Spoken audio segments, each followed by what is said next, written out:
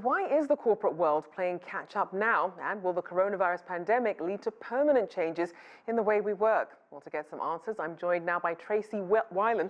Tracey is a speaker on the impact of technology on society, work and careers. She's also an author of Digital Disruption. Thank you for joining me. Oh, thank you for having me. So let's start by looking at the demand for remote work flexibility. It's been on the rise in recent years, but it seems to be a generational trend. Why is that? Well, we have more computing power available to us in mobile devices today than ever before. So the younger generations have grown up with it, are very comfortable with it, and have established friendships and trust using it, where previous generations didn't have that luxury. They knew computing was in the office, and we had to go to the office to access it. So as we've seen, a number of studies report that offering teleworking as an option is better for companies' bottom lines, including higher productivity levels and more savings.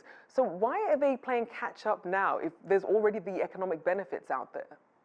Well, I think it does come down to a matter of trust and historic behaviors. In the past, people were measured on their time in the office, commuting to the office, coming in early, staying late, networking, schmoozing, and a lot of trust was established that way. So when you now move to a remote environment, how do you build that trust and security again? And it's foreign concept for a lot of people.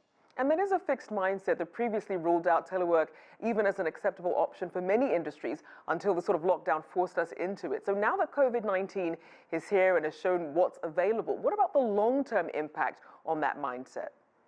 Well, I think there's a couple of things you have to look at. One is, what is distance guidelines and requirements going to be for a lot of industries for the future, because you have offsites, company meetings, restaurants, gyms. So that will help us define it. Number two is, I think you need a different mindset about how you manage people remotely. You need to manage by deliverables. That is, having defined projects assigned and deliverables to employees so they know exactly what they need to do, when it's due, and how they'll be rewarded.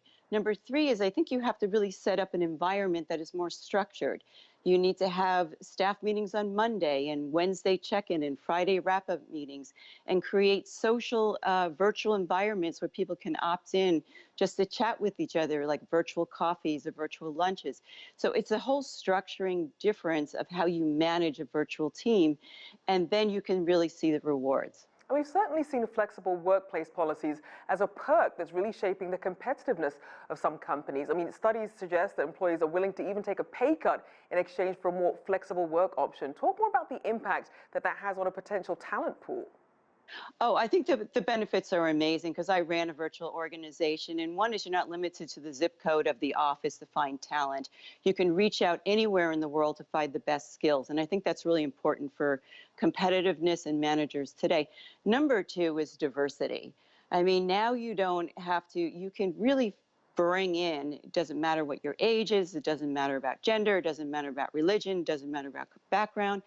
And now you can build a remote workforce that is very talented. Number three is, I think you're going to find very interesting new leaders emerge. The leaders of the past in that antiquated office that we're now referring to were really about face time in the office. But now it's all about who can really lead in a virtual world, in a technology world, and really be able to move these teams ahead. So I think the potential is incredible. Now, as people are discovering, not everyone is cut out for a more physically isolated work life. So what about some of the negative impacts? I mean, there are some examples that show that remote work can lead to a fall in worker creativity and also higher levels of loneliness.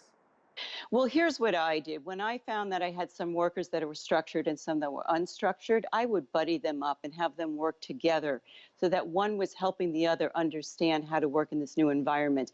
I also created team projects so that people had an opportunity to take a leadership role or have a deliverable, so that they knew it was very important that they participated on the teams. I also helped employees understand that they need to establish their routine. What is their day going to look like?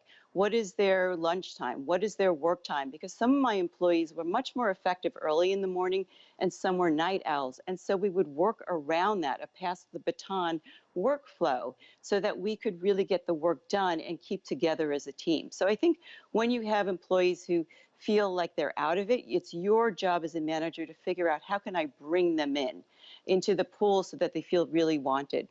And just quickly, we were already seeing some changes to the future of work, be it through things like automation and robotics. But now with this added layer of the COVID pandemic, will it be back to business as usual afterwards, or could fundamental changes about evolution of work to meet today's workforce finally get more traction? I think you're going to see it's not going to be the same. I think some companies will realize that it's much more efficient to have maybe the sales force that have quotas, the help desk that have tickets, customer service that have surveys. It's much more effective to have them in remote environments, and many do already today. You'll also find that there's a number of employees who found that, oh, I am much more productive, I'm saving money, and I'm having a quality of life that I didn't have in this old world. And so they may want to really continue the opportunity. You have to remember also the lifestyle. A lot of us live near the zip code of our office, and the potential of really being able to live somewhere we could afford, have a bigger space is, very interesting to a lot of families today. Do I have to be in a small place in a very expensive zip code? So there's a lot of opportunity there.